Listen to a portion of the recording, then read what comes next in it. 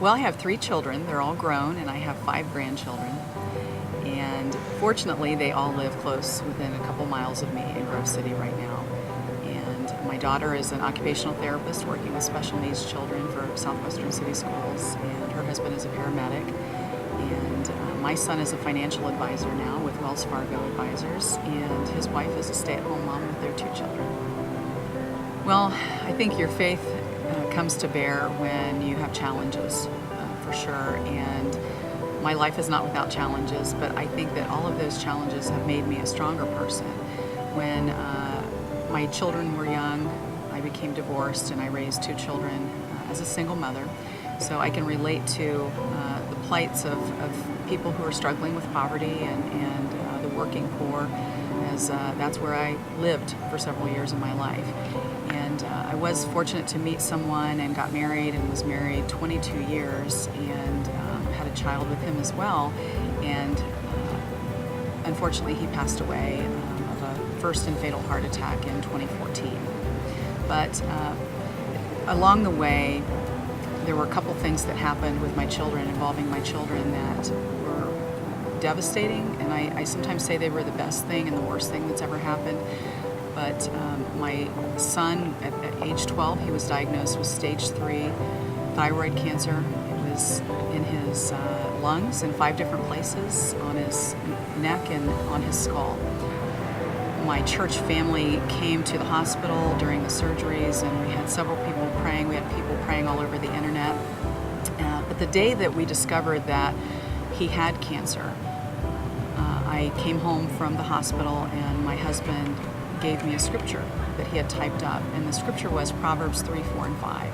And I asked him why he gave that to me, and he said, well, I just felt like God wanted me to give that to you. And when my daughter came home from school, she was, I think, in the 7th or 8th grade, and she went to Christian school, so they had to memorize scripture. And she said, who wrote my memory verse on the refrigerator? And I thought, well, that's really strange, but I feel like that was God confirming that scripture for me that day. But even more so, that was not enough. My ex-husband had gone home to his house that same day, and his wife gave him that scripture. And so to me, that was confirmation from God 3 times in one day that I was to trust in God no matter what the report looked like. And the report did not look good. We began to pray and have our family pray and our church pray. And 2 months passed by after his first 2 surgeries, and I'll never forget the day. I still get goosebumps when I talk about it, because the doctor came in and said, was just befuddled and couldn't get the words out. He said, it's gone.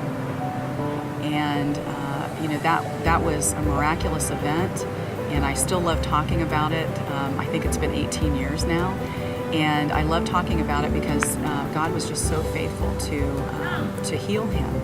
At the same time, my 21-year-old daughter now, she's now 21, but at the time she was about 3, I was suspecting that she had autism. And this was before many girls were being diagnosed with autism. And so I took her many, many places, and everyone kept telling me that she was not autistic. But later, eventually, she was diagnosed with autism. She's now 21. She has her license, and she's going to college, and I expect that she will live a healthy life and have children one day and be married.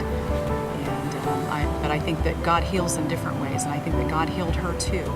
And by putting people in my path to provide therapies for her and different types of things that helped her along the way.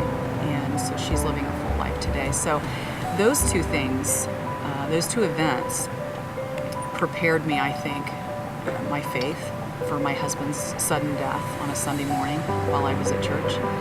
And it will forever impact, my faith will forever impact everything I do.